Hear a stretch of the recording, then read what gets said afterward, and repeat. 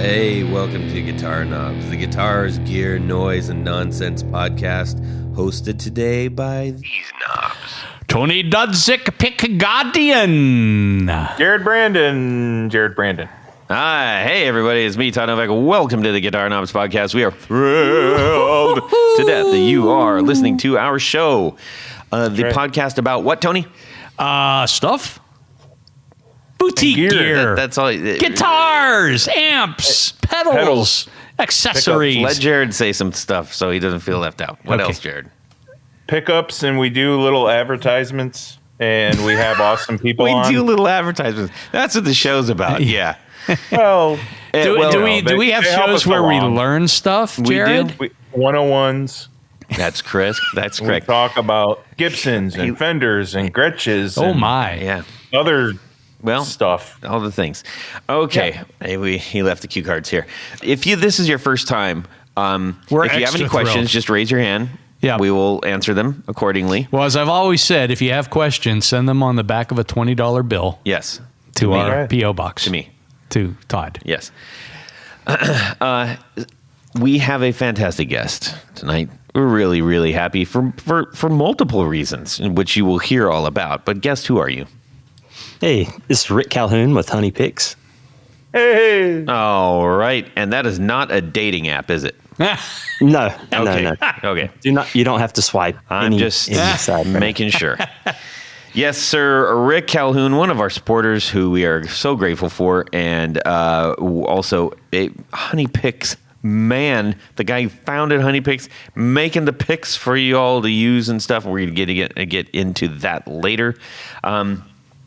And I think we've got a pretty packed show. So I'm just going to get on it. We've had a very busy couple of weeks. I feel like we all have, but also for the podcast, we've had a lot of calendar shifting, and we're trying to pivot on that stuff. Mm-hmm. Things in the world are happening. People's lives are happening, and it's our real life is happening. So we have to balance that too. This is not the only thing we do. Believe it or not. This is all I do. I do nothing This show else. has a great 401k. Yes. I don't know if you know that, Tony. I like the medical plan the best. Yes. All right. We got some announcements, and we need to thank. Yes. Tony just wants to say that. Very happy with our partnership of sorts. It's not official. It's not a legal partnership. We've got they take pretty good care of us. They take excellent care of us, and they take care of other people too. That is, we've been using these same correct. Rode mics for literally years now. 100 years. Yeah. No, seriously, we've been using the same mics, and they're crispy and clean. They're great microphones. They're a little smelly really now. Are. Well, yours is. So anyways, big shout out to Nick down there at Rode. And we also have a couple other things. We want to give a shout out to Jonathan Daly. Jonathan Daly! Yes. And one of our grand poobahs. He won the Lisa S. Johnson Immortal Axes Guitars That Rock book with the matching protective bag and signed by Lisa S. Johnson. Yes. Susie Quattro. Oh, yes. Who I'm in conversation with, trying to get on the show. Whoosh. And Peter Frampton. Wow. Pretty cool. So I would like If you that. have not heard that podcast yet, you need to go listen to her talk. Yeah, that was such a great show we've ever had. Yeah, she was great. She was very nice. Very professional. Indeed. Absolutely. Indeed. And the book is outstanding. It really is. And It so is. is the one before it, 108 Guitars That Rock. Yes, I have both. Yep, so do I. My buddy came over and he looked at every single page of that book. He couldn't put it down. Yeah. I'm like, are we going to go get some burgers? He's like, just give me a minute. Kept looking at the book.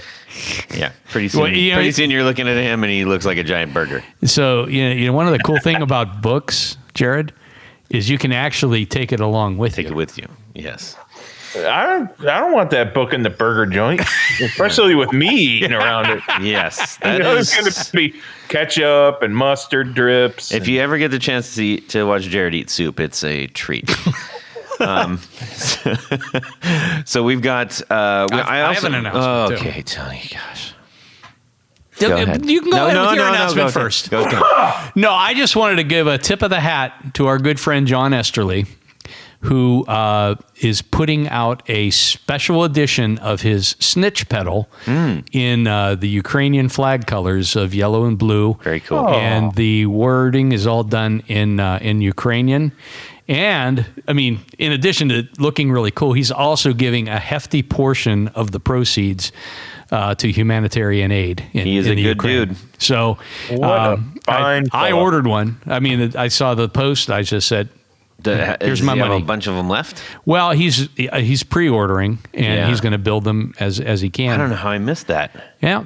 Well, Okay, I'll have but to it's check it very out when I cool. get So, home. John, way to go! Yeah, good job, John. It's very impressive. and- There's quite a bit of builders doing that yeah. sort of thing too. So just the outpouring immediately from the guitar community whenever there seems to be anything askew in the world that doesn't align with how skew our guitar world is, we pounce on it, and it's great. Yeah.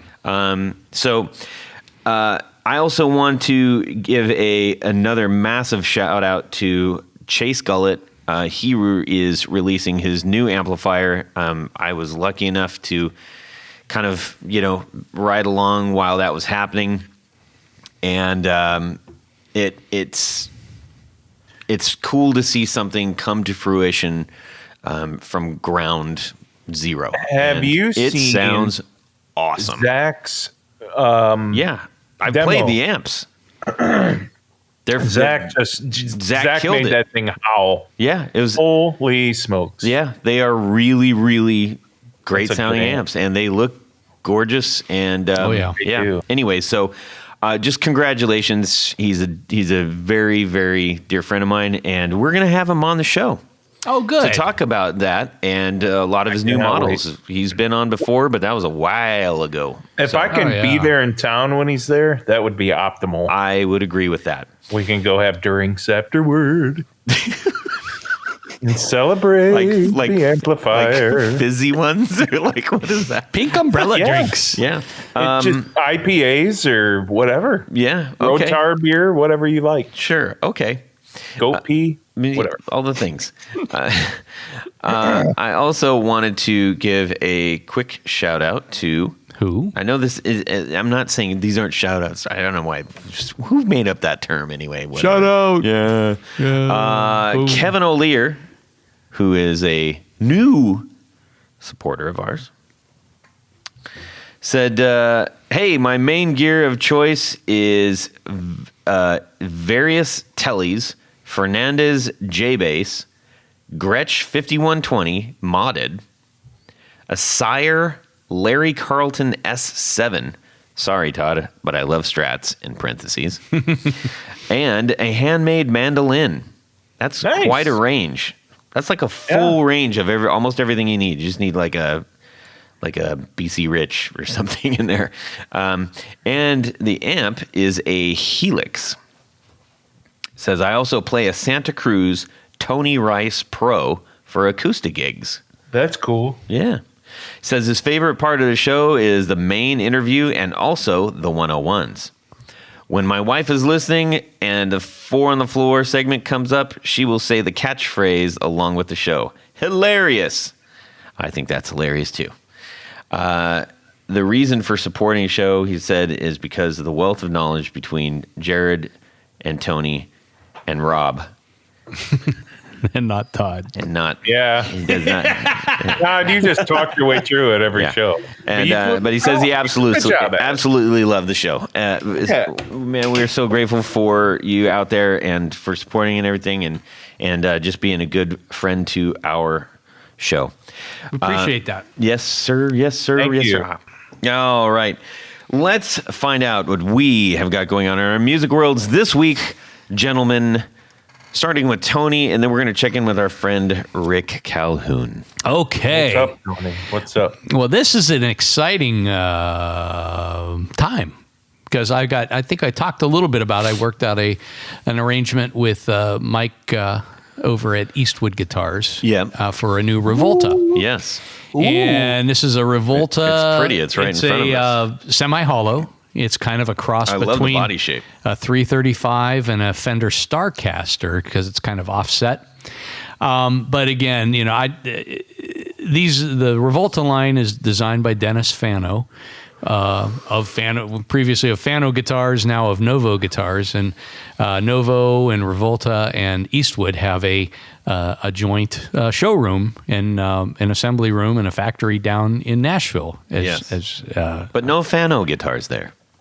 Well, no, because I know. I'm just saying. there you would be hard pressed to find a Fano guitar there, because Dennis doesn't own Fano anymore. That's why I said that. Yes. But anyhow, long story even longer. So I got, and this is, I say this only because I was so impressed with the customer service at Revolta, Novo, Eastwood. So they had sent a guitar up, and there are a couple of issues with it. And Mike put me in touch with Wes, who is kind of their product development, customer service, whatever down there. And we talked about some of the issues I was having with this particular instrument. He said, you know what? Let me send you a return label. Send that one back. I'll get another one out to you. And that way you don't have to wait till I work on this one and, all the things. So a new one came. It's a wonderful instrument. And Wes and I had a very good talk. And in fact, one of the even nicer things was he says, a lot of customers call and ask about custom pick guards for our guitars. And we know that you usually say you'd like to have the original one to duplicate. He says, I've got a pile of That's awesome. pick guards down here. Can I send you one of each model? And then you'll have masters for all of that. That's super cool. Nice. So he put those inside the front pocket of the gig bag that came with this guitar. But anyhow, the guitar is wonderful. I'm very, very happy. I can't wait to, put it through the ringer again. It'd be better if it was black, but for some people, I could see that. But yeah, it's very cool. I did make a new pick guard for this one though. Is that it? Yeah, that's the guard that I made. I mean, it's the same shape. But Really? Yeah.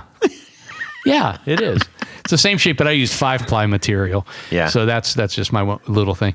And as a thank you to them, I sent up some material, some of the glitters and some of the acrylic materials, because Dennis has been doing once a week kind of a master built guitar where he specs everything, the wood of the instrument, the pick guard, the pickups, and everything like that. Yeah. So I sent this package, and I talked to Wes today. They received it. He's going to pass it on to Dennis, and he thinks that Dennis will probably want to use some of that on one of these custom master built. That's a Classico, right?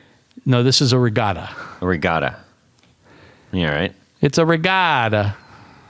Oh, okay.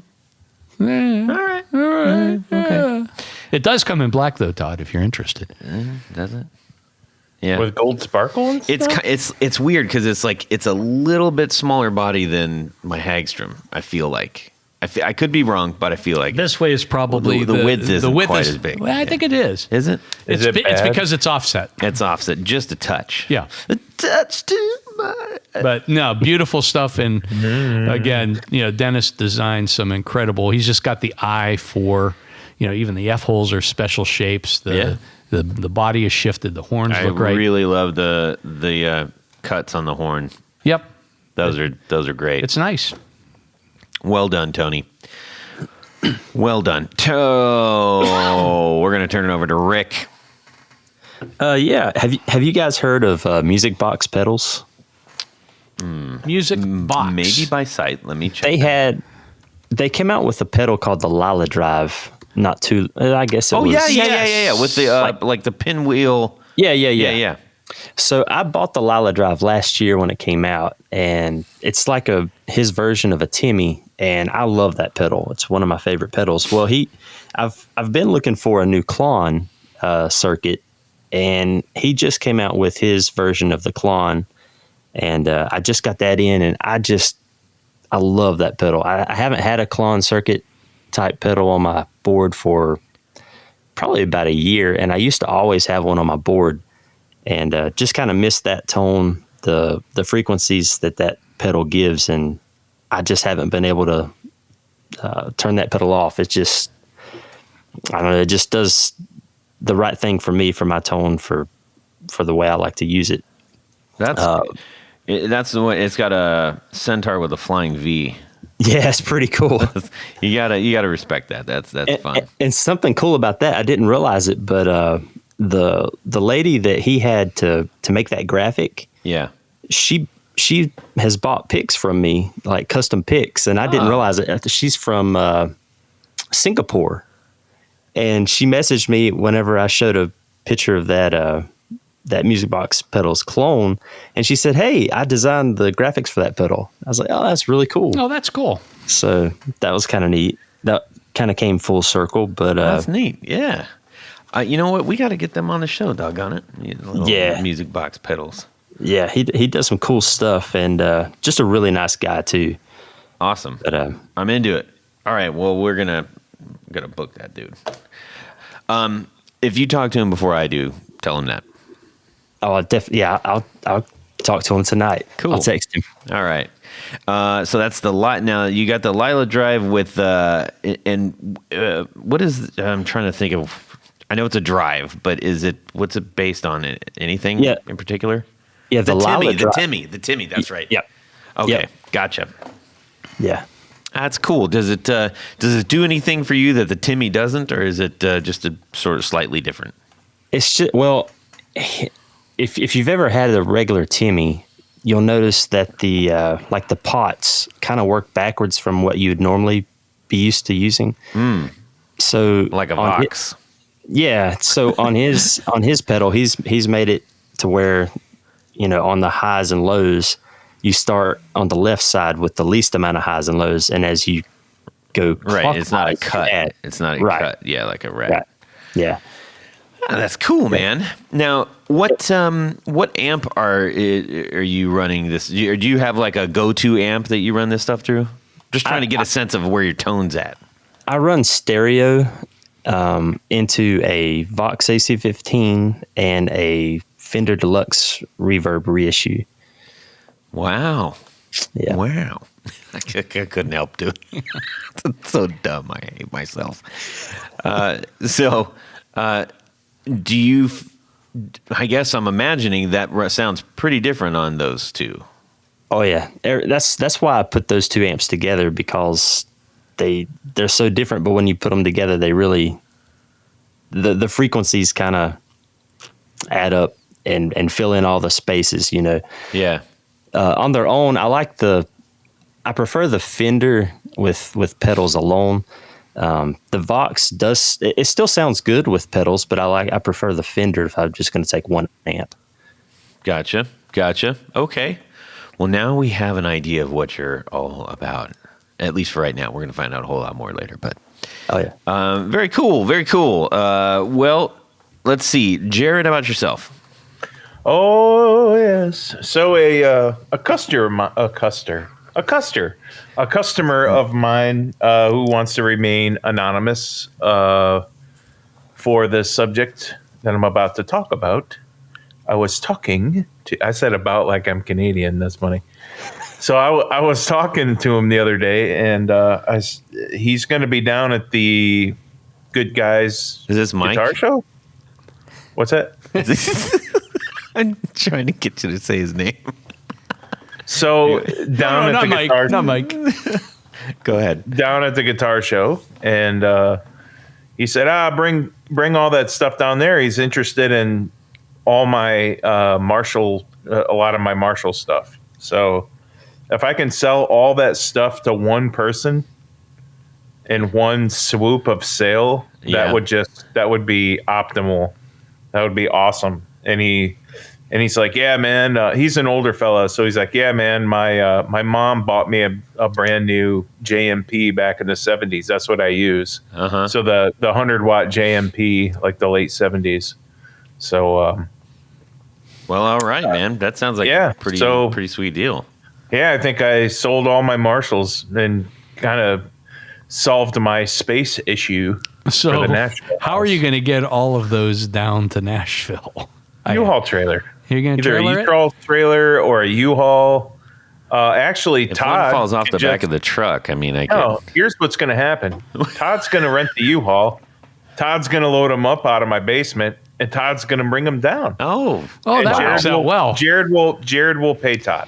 yeah. I thought you were going to have them, loaded into the back of the pick 'em up truck and then have them lay on top of it to keep everything in place.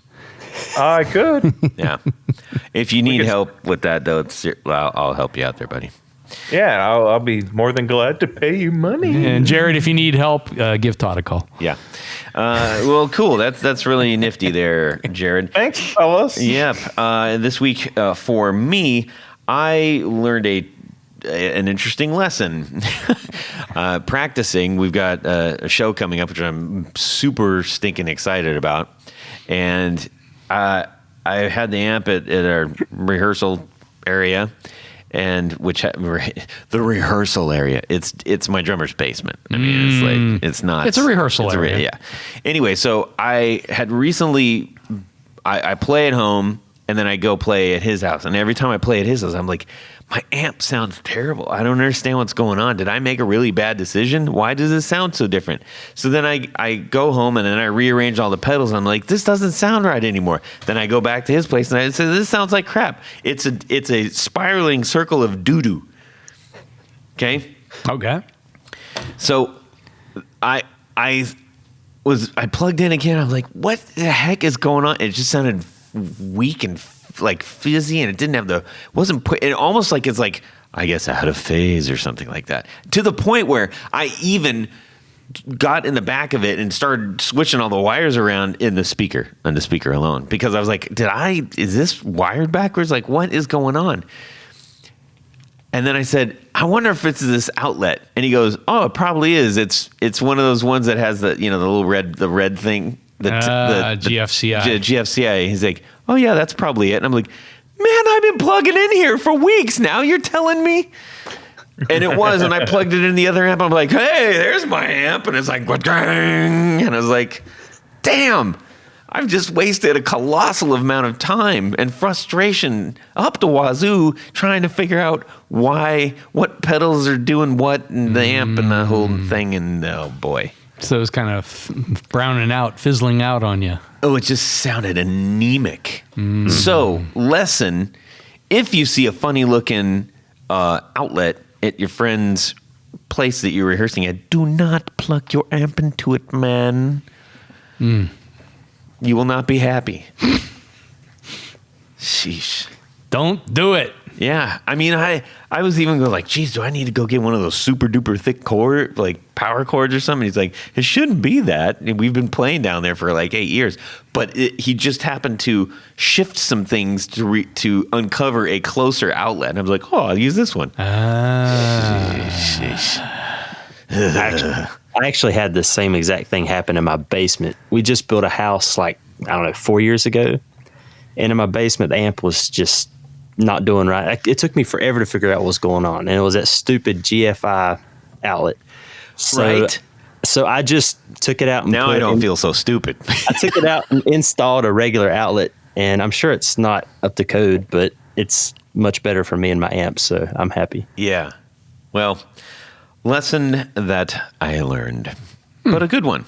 A good one. And now I have to kind of go back and go, okay, now where was I originally with the pedals and stuff? Because with I'm relearning my pedal board with the Marshall and all this stuff. And anyways, we need to get on with things. Hey, Rick. Yeah, what's up? Oh, there you are. Are you still there? We didn't lose you yet, did we? I was just sleeping really quick, just a real quick nap. Yeah, a little cat nap. Yeah. So, all muted. I often have this problem where I have several pedals. I don't have as many as Todd, because Todd has I don't have that many. he's got like 80 pedals. I do not sitting have in the 80 basement. pedals. And then there's some are stacked on top of each They're other. not stacked on top and of each other. he plugs one into the other, to the next, to the yes, next. I do that. And the biggest issue I always have is, what's the best way to connect all of those pedals? Do you have a solution for me? Tony, the answer is simple. There's one company out of the Great North in Canada called Tour Gear Designs. I think I've heard of these. Yeah, and what do they make, Rick? They make the absolute best flat patch cables. And I can tell you that's the truth because I rewired my entire board around Christmas time. And not only did I use the Guitar Knobs podcast coupon code. Oh, yes.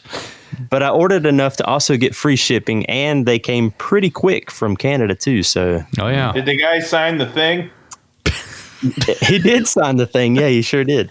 He signs the thing, everybody. Yep. Are you in the kitchen, Jared? What is going on? No, I was leaning back because my back was hurting. I thought he was getting some You know, chicken his fingers or sandals something. off No, his shoe the guy again. signs the guy signs the thing on the thing. So that's cool. So they're not terribly expensive to start with, and you said you used a coupon code to save even more money.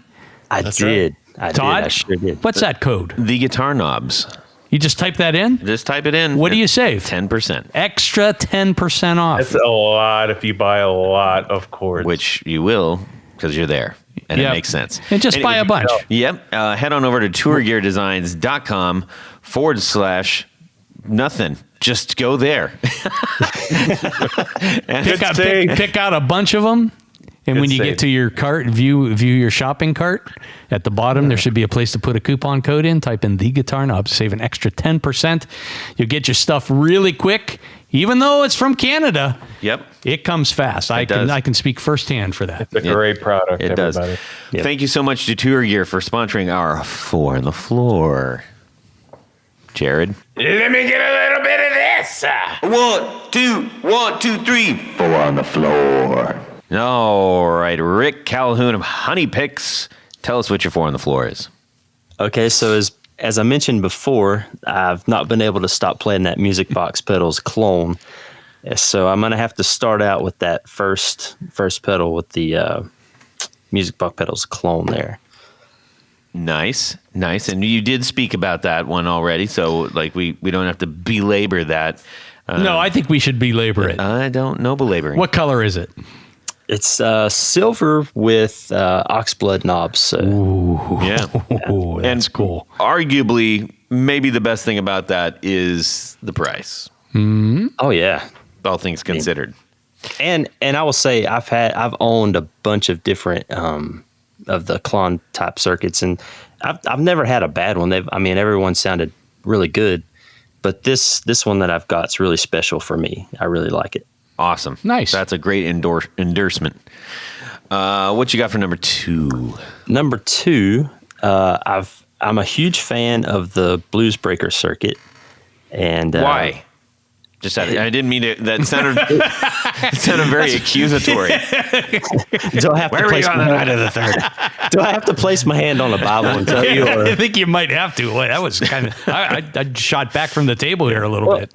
I just really, I'm not really big on distortion. I like that like Marshall Plexi sound, like the early Marshall sound, and the Blues Breaker just seems to do that, and it lets your natural tone kind of stay through. So the pedal that I've found that I like with that circuit is the Wampler Pantheon Deluxe. Ooh.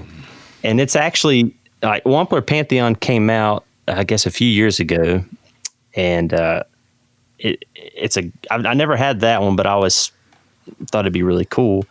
But the Deluxe is actually 2 of those in one pedal. Oh yes. And Can you stack them, or are they just two separate settings? It's just No, they're both in one pedal. I know, but I understand that. But can you stack them? you can stack them. They're slightly different circuits. I don't really remember what makes one different than the other, but they are slightly different. You can switch. I'm pretty sure you can switch which one comes first I before like the that in other. a pedal. I Yeah. like that in a dual pedal. Yeah, and for me, it just sounds great. It gives me exactly what I want out of an overdrive pedal. That's cool. Nice. You know, Brian Wampler's been doing some really great content, by the way. He basically been sending out like send me your questions via video. And he'll show the question that somebody sends in via video, and then he answers it. And every time he's on, it's like, holy mackerel, man. The guy, I always learn something. It's so good. Yeah. And he does it in such an approachable way. So thank you, Brian Wampler, for continuing to dazzle us with your knowledge and content. Is that on his YouTube channel? Yeah. No.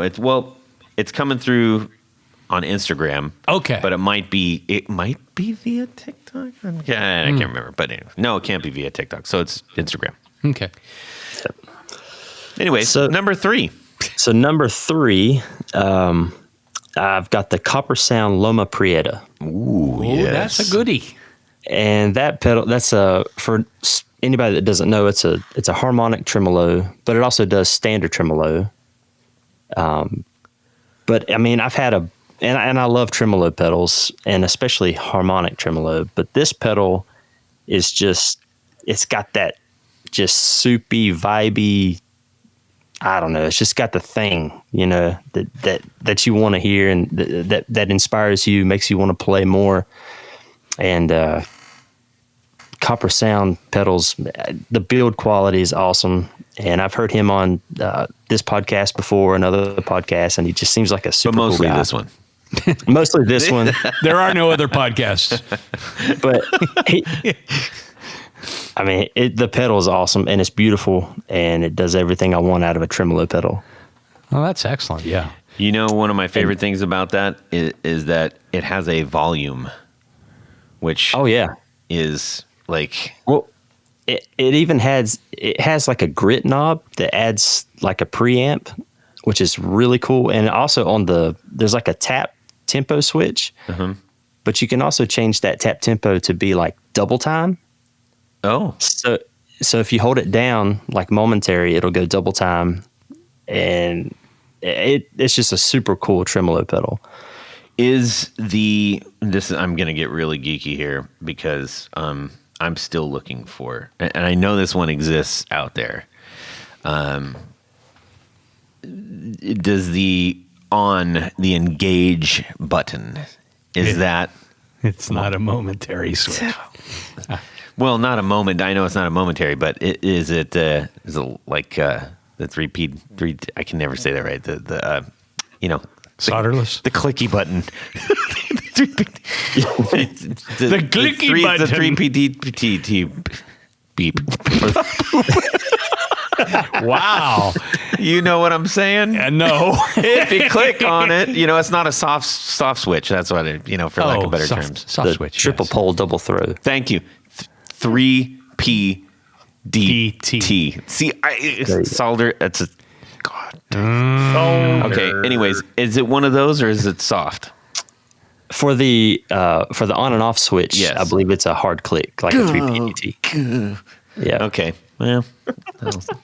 Okay. It's a great pedal. It sounds fantastic, though. We did get the opportunity to play that one, and it's great. I just don't remember if that was a. Anyways, moving on.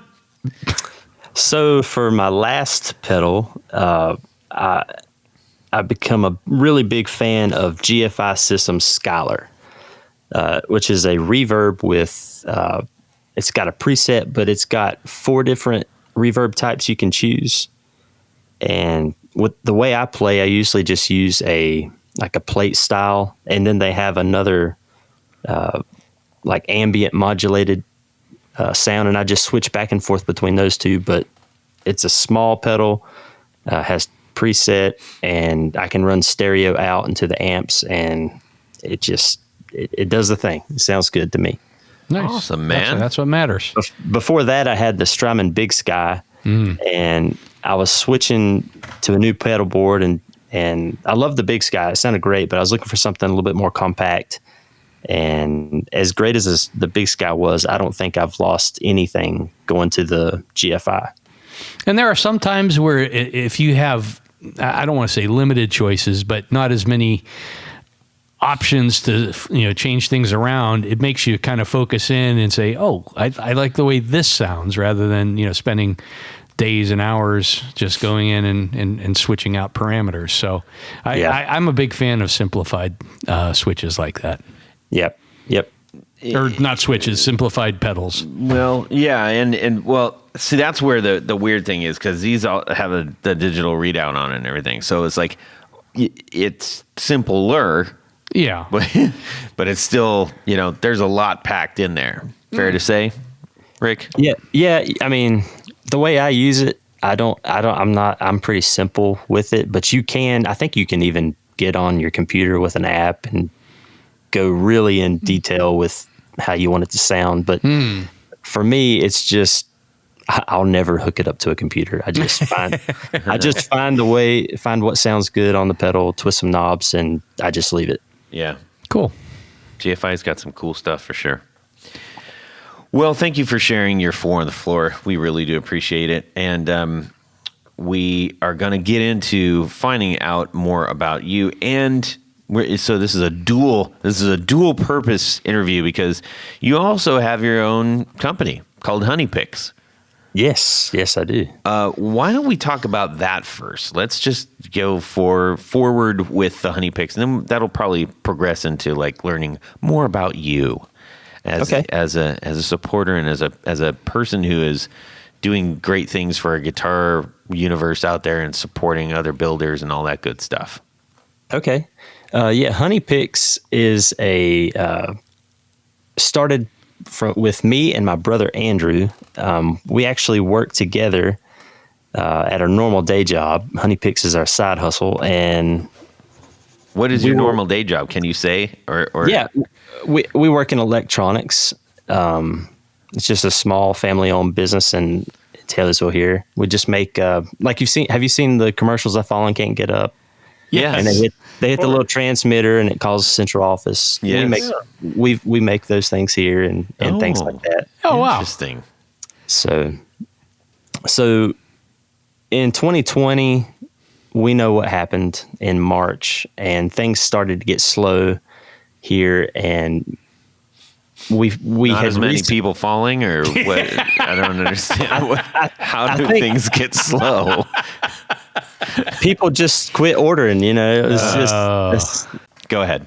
Okay, so anyway, so we were together, and at the shop we had recently bought a laser to put date codes on our products here, and we also had some acrylic, and I kind of at the same time, me and my brother doesn't play guitar, but he knows I've always been interested in picks, and he said, I can't remember if he said to me or if I said to him, let's try to make a guitar pick out of that acrylic and a laser. So we tried it. I got on CAD and drew up a pick real quick and put it on the thing, and he cut it out, and I looked at it and I thought, okay, we can maybe do some of this. And I got a Dremel tool out and butchered the crap out of this piece of acrylic and made about the crudest, ugliest looking pick you've ever seen in your life. And I thought it was Excalibur. I was proud of it. And immediately my mind started, let's do this. Let's go for it. Let's see what we can do. And I started designing picks like crazy, and he would cut them out, and I would bevel them and take them home and test them and tweak things. And we just went back and forth on that. And then I guess it was on my birthday, April 18th that year, that I put the first picks up on reverb.com. And from there, my brother is much more of the engineering mind. So with the laser and cutting everything out and that side of thing, he's very good at that. And I'm more of the we both do hand finishing, but I do the hand finishing and the business side of Honey Picks. So together we make a pretty good team, and it's kind of cool to be able to do something with my brother too. That is cool. So, it sounds like you got a pretty solid family situation there. Yeah, it's nice, it's pretty cool. Is he older, younger? He's 4 years younger than me. What's his name? Andrew. Andrew, that's right. You said that. Andrew, thank you for helping your brother out. Yes. So, are you using mostly flat material and then beveling through, or what's the process? Yeah, so we started out with acrylic, and you work in pick guards, so you probably know a lot of these materials. Have you heard of kieranite? Yes. No. So kieranite is kind of a type of acrylic. It's like a hardened type of acrylic. Yeah, it's almost like a Lexan. I thought Yeah. acrylic was already hard as a rock. Well, advertising, we like to say kieranite is a little tougher and a little stronger, and with a warmer tone. So There you go. Smart man. but yeah, it's basically Snake oil. a type of acrylic. But we've used that, and we've used case and galilith material, which is really popular with acoustic players or bluegrass players. Why? It just gives that natural tortoiseshell type of tone that a lot of people used back in the day before. Real tortoiseshell. Yeah. Yeah. Before people realized that it wasn't very nice to kill turtles and take their shells to use them for things. So. Yep. Evicting them. So are your? I think your picks tend to be a little on the thicker side as opposed to something like super lightweight. At least the ones that we got. The ones that that I tried, I thought they were a little on the heavier side. Yeah, a lot of that's the question I get a lot of times is how thin can you make your picks? These seem a little heavy. What's the benefit of having a thicker pick? And things like that, because most people even I started out on like a Fender medium, and I played that for years, and it did a thing. And thin picks have a certain sound and a certain feel, and they do a certain job really well.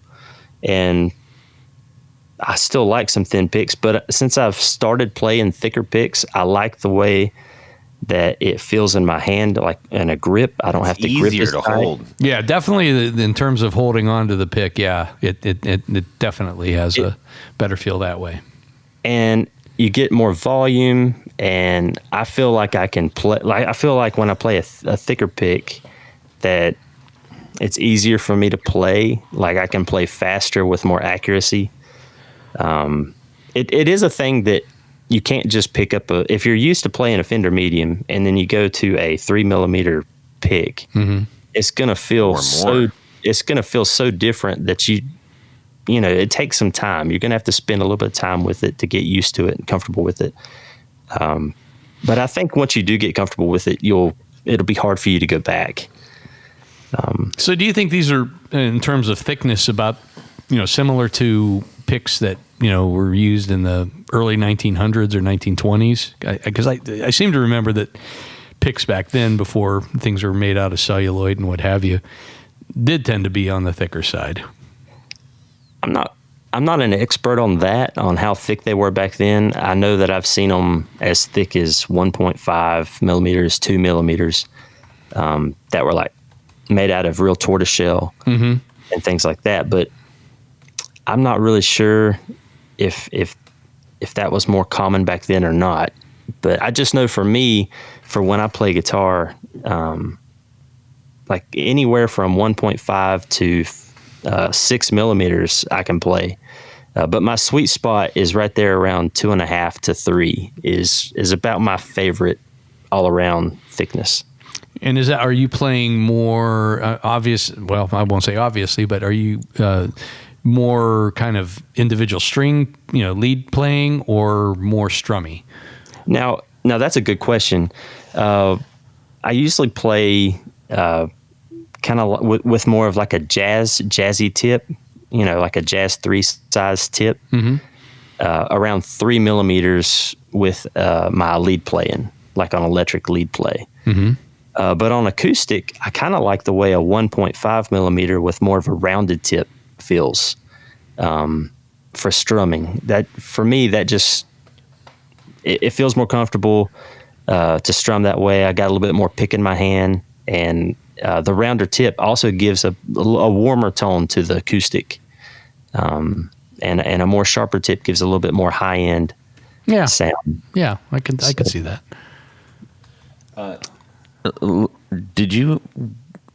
Tony, did you know where the term plectrum comes from? No, I don't. Rick, Where does it come from? Do you know this? This is. I'm not trying to go like, oh, I just looked it up. I'm not going like, oh, look what I know. It's very interesting. It comes from the Greeks. Everything is Greek. Everything comes from Greece. And Spray some Windex on it. Yeah, That's right. I'm going to pronounce this wrong, but we'll just say a plectron, and which is basically Greek for spear tip. Oh, And so they would use them to play their. They would use spears They're to play? liars. who you calling a liar? Liar. You. Lear. Amazing. There it is. Yeah. So we still use the term. The British do. It's a plectrum. It's a plectrum. Yes. That's a sophisticated way of saying guitar pick. Yeah. Yes. Exactly. Anyways, just a little spot of history there. Oh, thanks, Todd. You're welcome. I don't know why I sound like Kermit the Frog today. Okay. Okay, please continue. The nonsense will happen. We just have to walk around it. Yeah, there are lots of times where we go off tangent. Indeed. So diving into the world of picks, I'm assuming because you kind of just said, "Hey, I wonder if we did this." You didn't set out to conquer the world of picks or to do all those things, but share with us some of the interesting things that you've discovered in getting deep into this. Well, one of the neat things is like when I don't think everybody kind of understands that there is, just like there's a boutique pedal market, there's also a boutique pick market. Mm-hmm. And it seems like in 2020 and last year, there was a few of us that just kind of came out about the same time. I think most people probably know V-Picks because V-Picks has been around forever, and that's the first pick that I knew, first pick company that I knew that was doing something different. And then Gravity came out, and I think a lot of people really know Gravity since they're being sold on Sweetwater. But there's a whole pick community out there that make, a whole bunch of different crazy looking things, and we inspire each other. And just like I hear guys in the pedal community talk about how nice everybody is to each other and helpful everybody is to each other, we're the same way. And when somebody has an issue, we try to help them out. And that whole experience for me has really been a blessing to get to know all these guys and hang out with them on forums and just talk shop back and forth, You don't let anybody pick on each other. No. Nice. Hey, kids, it was sitting right there. I mean, what am I going to leave that hanging? And you comment on my humor all the time. Yeah, I know. Don't pick on Todd. So, yeah. Okay, I want to understand. For me, like as a rhythm player. And I say that loosely. I am just the player. I don't have a choice of what I'm doing, but predominantly heavy strumming and, sort of power chordy stuff. This is one of those things where it's like, I ergonomically would really love to not try to hang on to a piece of the thinnest material known to man, because the strain that it puts on my hand is crazy. Right. But I need the flexibility. If you see a hand, really hitting the, raking the strings in slow motion, I mean, the pick is flopping all over the place. You need that kind of response. I'm assuming that you've dealt with a lot of questions like that, like, hey, how can I use this or use a thicker pick for a more rhythm-oriented playing? Yeah, I mean, we get that question all the time, and the only real good answer is you just have to practice with it. Just like when you first picked up the guitar and you started playing with your pick, it felt awkward in your hand, and you didn't really know what to do with it, but after time, it felt comfortable. Well, same things happen. I mean, I can play with a 3 millimeter pick the same thing on acoustic guitar, strumming wise, that I can play with a thin pick. It's just you have to learn to be comfortable with it. There's no other way around it. And I know what you mean. Like with some players and some styles, like I think of funk guitar. Like, do you guys know who Corey Wong is? Oh yeah, that guy is amazing. If you watch that guy when he plays, his wrist looks like it's just a rubber band. Yeah. And the way he plays a pick, there's no other pick that he could use that wasn't super thin and super flexible with the way he plays. Right. With his style, that's just the only thing that's going to work for that sound. I don't think a 3mm pick would give him that same percussiveness that he's looking for out of that thin pick. Yeah. I assume that most of the people that are getting, especially when you're getting into like the really thick picks, like there's some out there that are monsters, you know, they look like, cut gems almost. I think the thickest we've ever made is somewhere around 10 or 12 millimeters. Yeah. But that's for like, full on like super precision shredders and stuff. Scraping ice off the windshield. Yes. I mean, and some guys can really play with those. For me, like I had this one pick, this guy from, he was, might have been Portugal. Yeah, it was somewhere over there. It might have been Portugal. But he asked for a 9mm pick with speed bevels all the way around and the size of it and all this stuff. So I was like, okay, because I'm thinking in my head, I don't know exactly how this is going to look, how this is going to play, but we'll go for it, right? And so I made it, and it was absolutely stunning and gorgeous. Like I looked at it, I was like, man, this is a beautiful pick. I don't think I could ever play with it, but he could play with it and he enjoyed it. But for me, once it gets past 6mm, it's kind of just eye candy for me. But I can play comfortably at 5.6mm. But that's pretty. Yeah, that's remarkable. But I couldn't do that when I first started making picks. There's no way. It's kind of like I started at 1.5, moved to 3, moved to 4, and moved to 5. But you just can't make that jump and expect it to feel comfortable right away. Right. Well, something else that I think you're doing, which is interesting, and I imagine this is just part of like getting into the deeper side of picks, just like any other kind of thing, whether it's amps, guitars, or pedals or whatnot, is aside from like the thickness. We've talked an awful lot about the thickness of the picks, and we'll move off of that. But you're also creating different types of ergonomic features. Oh yeah, we've got and function features. Tell us about some of that. Well, we have somewhere around 10, 11 different shapes, and they come in 3 different sizes. But alongside with that, something that's been really popular option for people is the grips that we offer. And so we offer a honeycomb grip, which is just a honeycomb shaped hole that we cut through the pick that adds grip that way.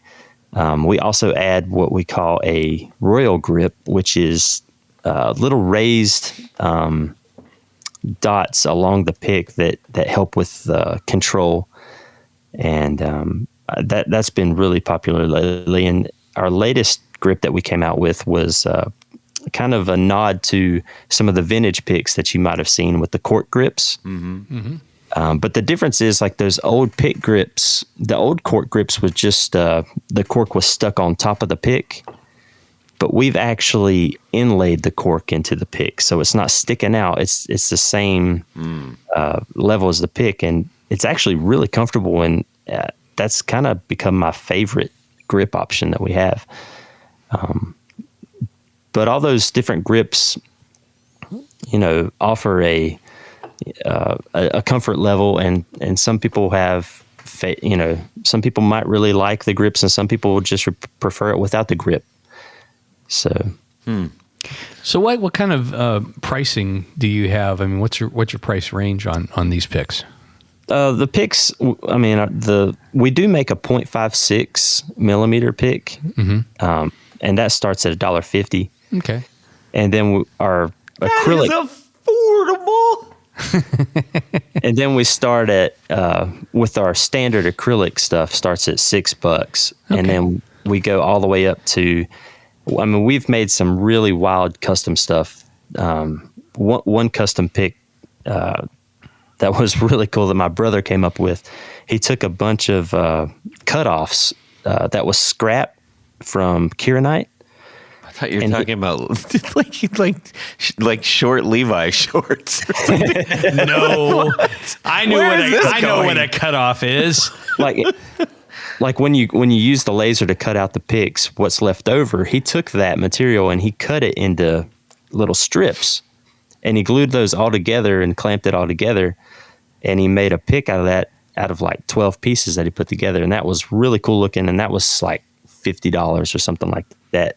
But that's just because the amount of time that it took to make that pick, and then we hand finish every single one of these and buff them, and we're real meticulous about the way it looks and how it leaves. So, Well, when we got the our assortment that we got, I mean, you could tell it was like super quality stuff, and that there was a crafts person behind it and thought was put into those. So that comes through loud and clear. yeah. And I think,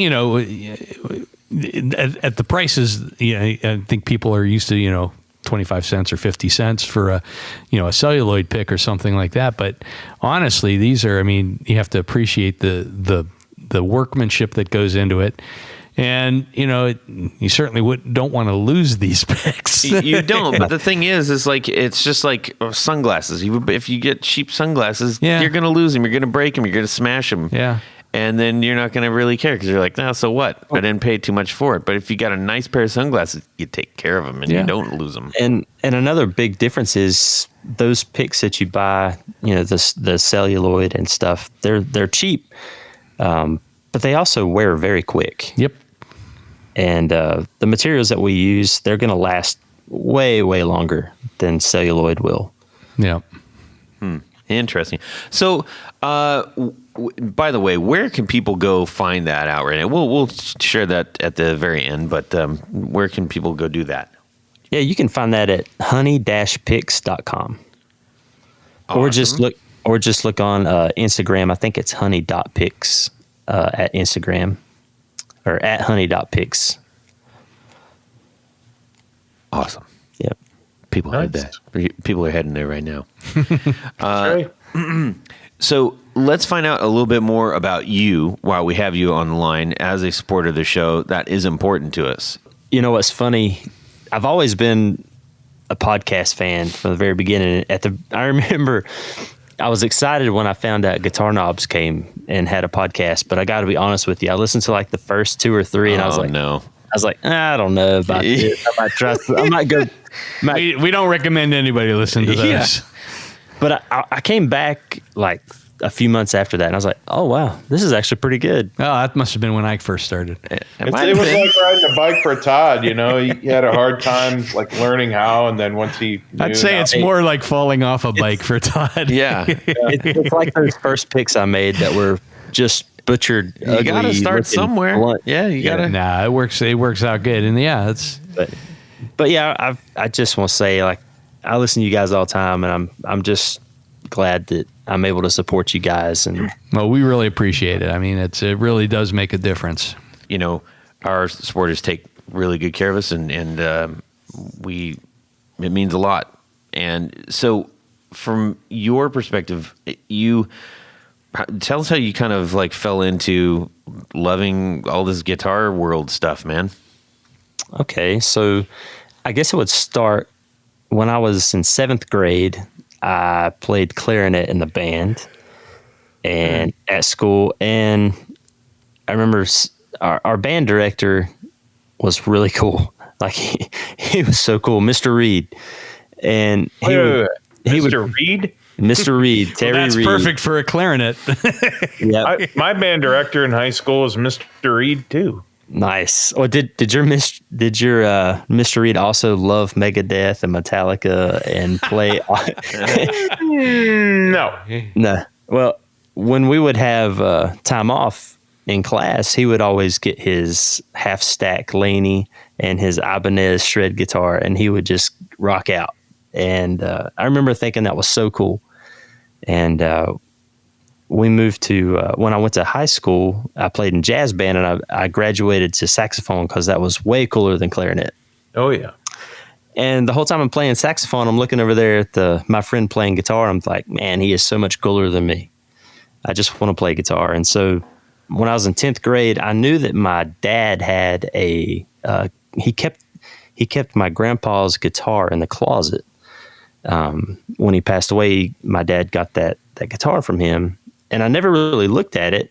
But one day coming home from school, I was like, "Hey, Dad, you mind if I play that guitar, get that guitar out?" And of course, he was excited that I wanted to play.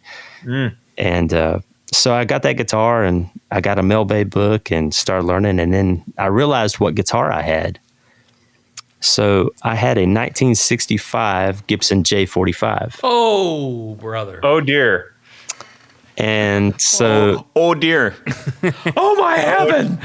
Oh dear. Oh, that's great. Oh dear. so that's the guitar that I taught myself how to play on. So I started from the top, and with no money, wanted to play electric. And I went to get an electric guitar and done all kinds of things. I played in church bands for years and years, and had a few bands on the side. Never really did anything. So what was your first electric guitar? Well, my first electric guitar was a Suzuki Strat copy with super microphonic pickups in it. No extra charge. And and the amp that I got with it, this was a pawn shop deal. The amp that I got with it was a either 5 or 10 watt Gorilla amp, like a 1x8 speaker. And I remember the slogan. It was "Nothing screams like a gorilla." And I remember thinking that must be true because nothing can sound this awful. And Wow. Oh, yes. I remember the Gorillas. all I wanted to do was play, rock and roll, and the amp just would not do it, and the guitar just would not do it. And I didn't, I didn't have any teachers or any friends that played that could show me the ropes, and I just didn't know what was going on until I finally realized you could buy these things called pedals, and you can actually have distortion through pedals and reverb through pedals. And but yeah, that's kind of what started the whole thing. What band out there aspired you? What's your favorite band? Like what did you try to learn first after you went through the Mel Bay book? Okay, so growing up, I was always kind of that kid that didn't know who any of the pop people were. I was listening to all the classic rock stuff. So I remember back in high school, I was really listening a lot to bands like Boston and Kansas and My man. the Eagles and all that great stuff. And I'm still listening to that stuff today. Allman Brothers Band is one of my all-time favorites. Oh yeah. All that stuff. Okay. Anybody in particular from a that is still inspiring you? If you had to listen to a band the rest of your life, who would it be? Just one band. It could only be one. Who would it be? Oh man, that is really tough. I'm probably gonna say Tedeschi Trucks Band. Oh, There you go. okay, yeah. Yeah. Derek Trucks on slide guitar and Susan Tedeschi singing, and that whole band with horns, and I just Rhythm and Blues, baby. That's awesome. I just love that band. That's cool, man. Do you do a lot of sliding? No, I suck at slide. Well, keep practicing. All you got to do is practice. I haven't, as much as when I think about all the players I listen to, like Joey Landreth and Ariel Posen and Marcus King And these guys, Greg Koch, all of them use slide, and they're all amazing slide players. Greg's an amazing player. Yep. But I've never really I'm kind of my personality is kind of, if it doesn't come easy, I don't always put in the effort that I need to do. So playing guitar wasn't really hard to me, or it wasn't at the beginning like it is for everybody. But I progressed pretty quickly in it. I'm still not a great guitar player, but I can play the dad blues that I like to play. But when it comes to slide, like, I've just never been able to really nail it, and I've never really sat down and put in the time that I really should, you know. But but I love slide play. I think that a lot of us fall into that, where it's just like that's the hard part about playing, is like, if you play something and you're like, hey, I feel like I'm doing something, you get stuck in that, and then you get real frustrated, because then you start trying to learn something. You're like, this is hard. And then you go, let's play the thing I know how to play. That's right. That's exactly right. Yeah. I definitely fall into that. And if I'm playing outside of like what the music that I've created for my band, you can slip into that real easy. And I have to fight not to do it. And I try to learn new stuff. But, well, dude, I'm really excited that your pick company's going well, and I think there's going to be a lot of people benefiting from what you're doing out there, and you're also building strengthening that little community of pick builders, which is kind of neat. And we're just grateful that you're out there doing that, man. Oh yeah. Well, thank you for having me on here, man. I appreciate it. This is pretty wild, because I'm used to listening to you guys all the time, and to be on here and talk to you guys is kind of surreal. That's good. But I will say it's going exactly how I thought it would. Badly. Doesn't get any better than that. We'll just leave it at that. So, Ladies and gentlemen. Well, hang on. Tony's got something. I got something. So if somebody wants to try out, say, like a variety of different things, I know you have some variety packs and different things. What would you recommend? Great point, Tony. Somebody to start out with? We have a kind of like a sampler pack that's got different thicknesses and different shapes, called the Swarm Pack, and it's discounted, and you can get, it's meant to give a first-time buyer an overall idea of what we're all about. So we've got those, and we also have the pick 4s, and those you can get those 4 picks cheaper than if you were to buy 4 separate picks. So nice. And I think people should, it's worth exploring. I think people need to not be afraid to try something a little bit different. Yeah. Because ultimately it can. I mean, I know sometimes if I'm switching up strings or, using something different that I'm not used to using, it usually has, it can have some good, effects, and Right. it might change the way you play a little bit. But I think that it's something that you can experiment with. So I think it's a great opportunity to try something that isn't going to cost you an arm and a leg. All right, Rick, we're going to wrap this up, and before we head on over to the El Camino and jump in and head down to Jared's house, we need to find out if there's anything that you would just like to share with the listeners and maybe even fellow builders and whatnot. Yeah, I think first of all, thanks for having me on here, and I also want to say, for you, everybody that's kind of curious about picks, want to try picks out, there's please visit honey-picks.com and our Instagram and all that. But also that pick community I was talking about, there's a great resource for that called heavyrepping.com. And John Tron Davidson out of the UK is a good friend of mine, and he has had a lot of the pick makers gather together at his website, and he does reviews, and he does some really cool things on his Instagram and some YouTube videos where he talks about the history of picks.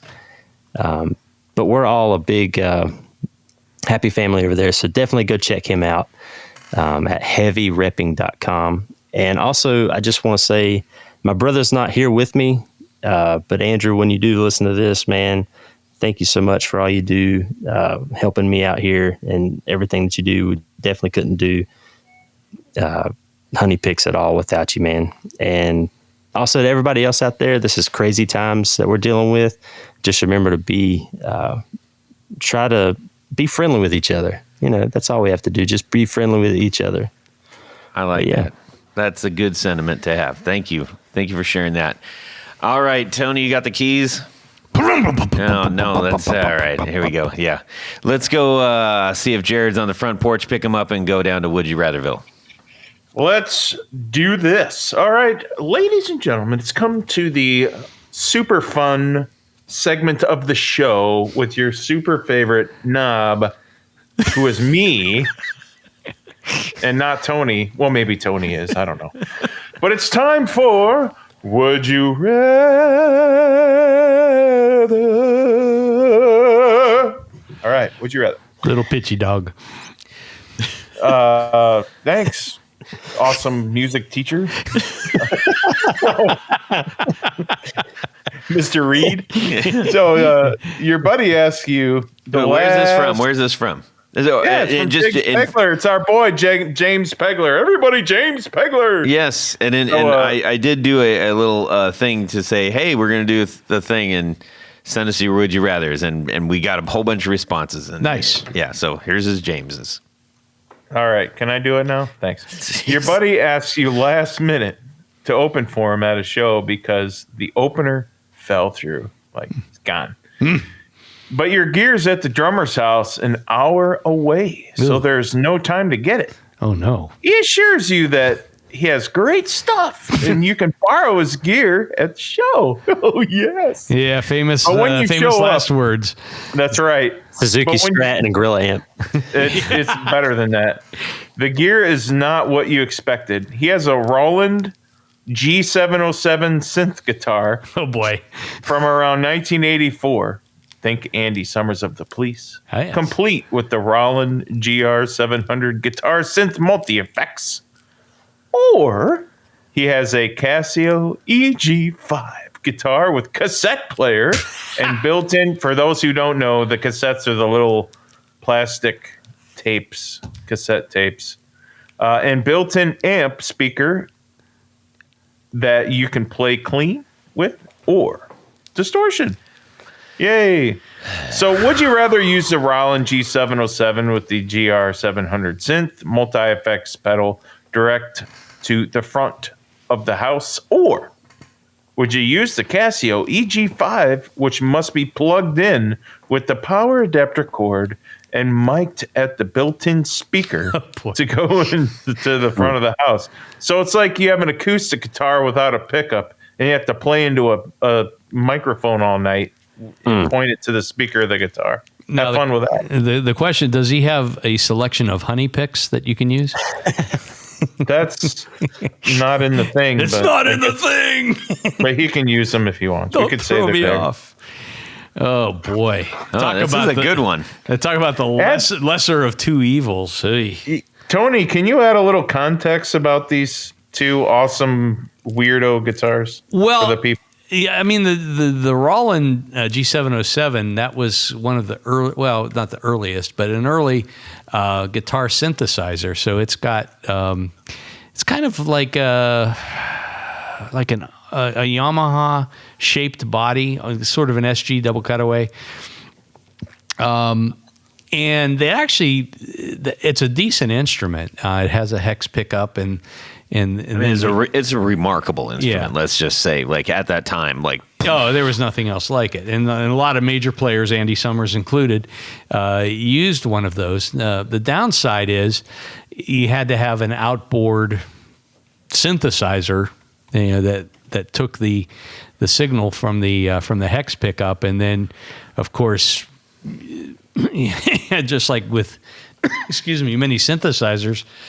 you play around with all the knobs and things like that and get the sounds that you want. I think they had some preset types of like things. Tons and tons of Yeah, presets. it was pretty much limitless. You can make it sound like an organ. You can make it sound like a timpani. You can make it sound like anything under the sun. The Casio, on the other hand, oh boy. I mean, they kind of developed the Helix 40 years before the Helix. Yeah.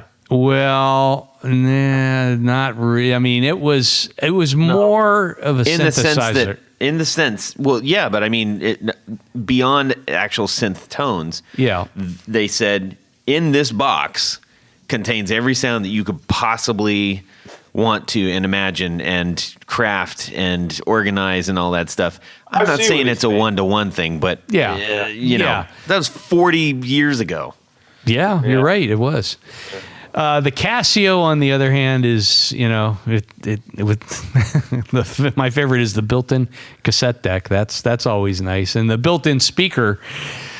Oh boy, Yeah. You have to play directly into a microphone. wow. But it is a little bit more like a regular guitar shape-ish thing. I mean, maple neck on it and everything. Yeah, sorta.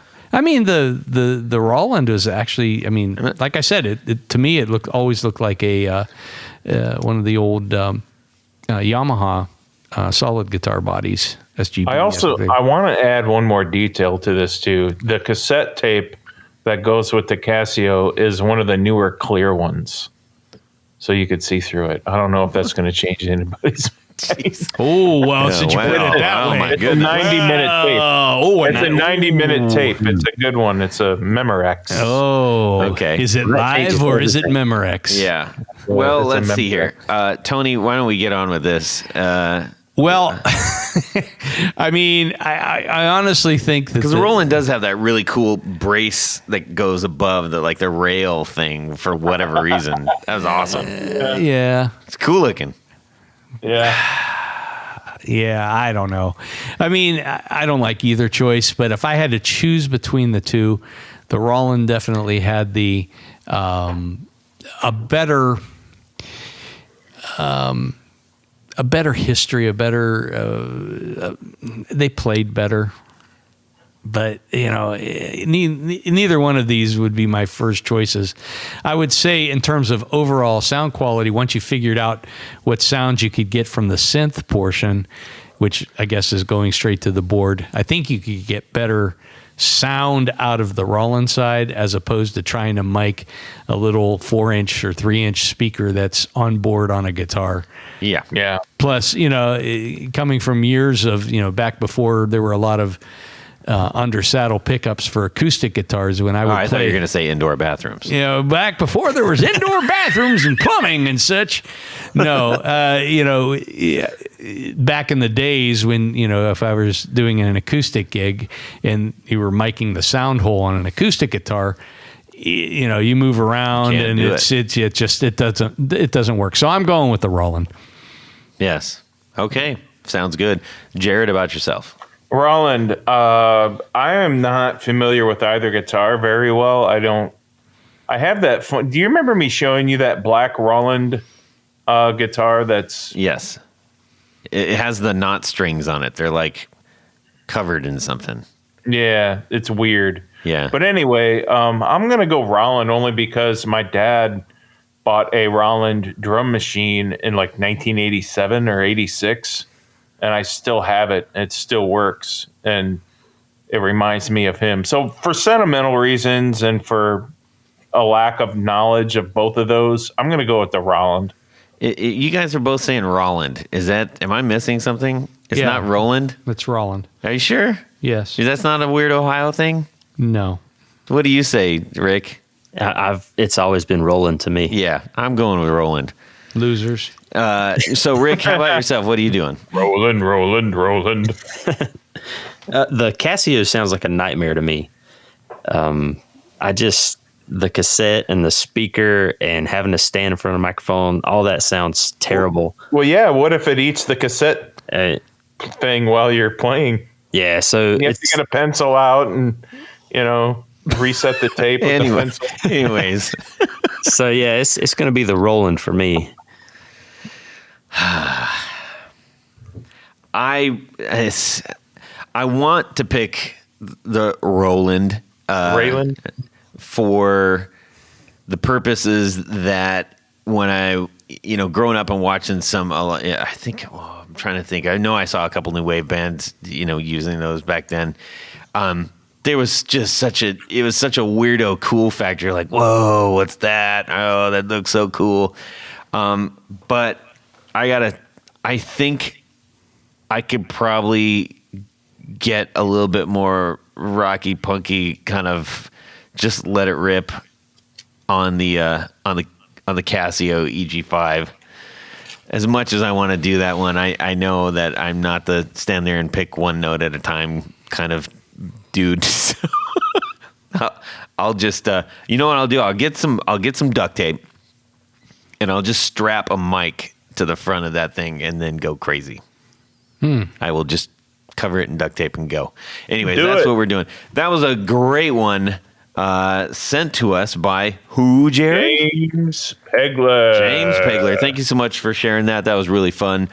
Tony, we got a lot of people we got to thank. Holy moly, do we got people we got to thank. We love to thank. At this point of the show, there's a special group of people. We call them executive producers. Well, you might be wondering, what is an executive producer? And more importantly, how can I become one? It's quite simple. Go over to patreon.com/the Guitar Knobs and check out a couple different levels in which you can participate. Become a sponsor, a patron of this very podcast. Hey, just help make the show possible. And that's what our executive producers do. That's right. Each level comes with a great bevy of thank you gifts.